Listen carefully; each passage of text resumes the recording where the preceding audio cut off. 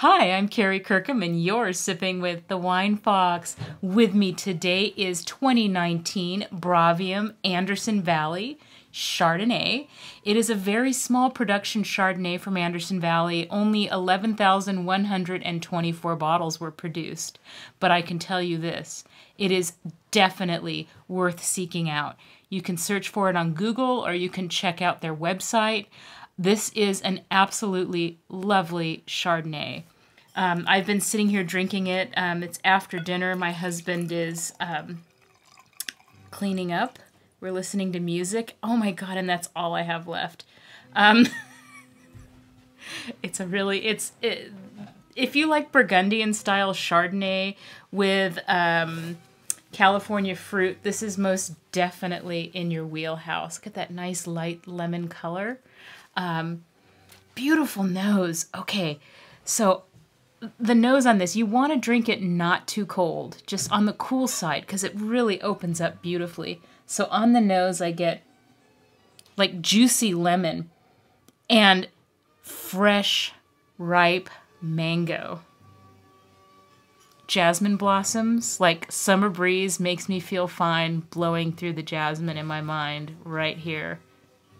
And then a spice element. There's a spice like cinnamon. I think maybe like a cinnamon spice. Very subtle.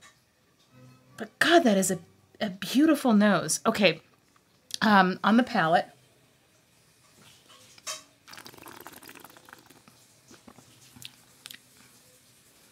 Medium body. God, I love this wine. Medium body.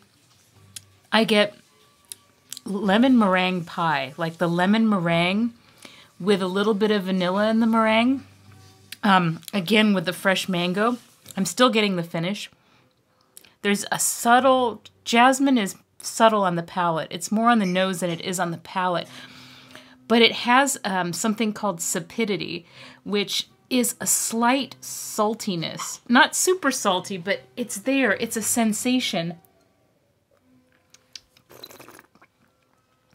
It's a sensation of something slightly saline, very, very subtle, but it adds depth and complexity. This is such a pure expression of Anderson Valley Chardonnay. It doesn't have a bunch of winemaker fingerprints on it. It's very much focused on the grape itself. It's classic Anderson Valley Chardonnay.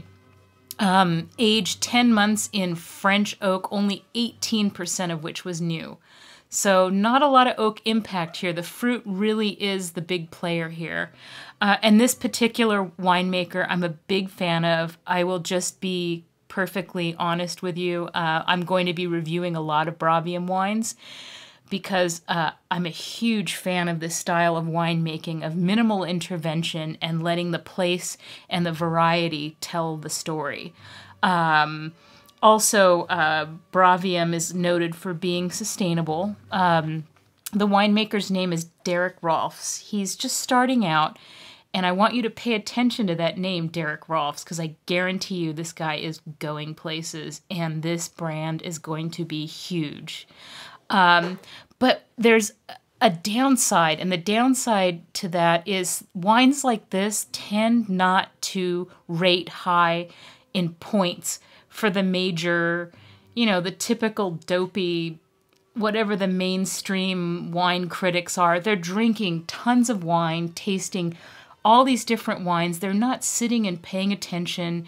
They're not pairing. They're not being thoughtful. They're just tasting and spitting, and moving on to the next one.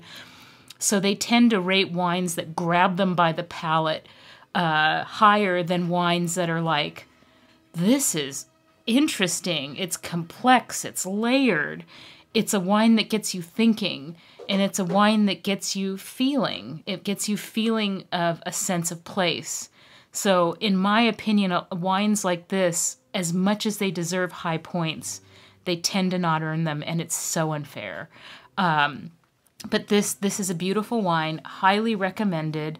It was released August of 2020, so it's been a little more than a year that it's been in bottle, so it's had time to rest a little bit.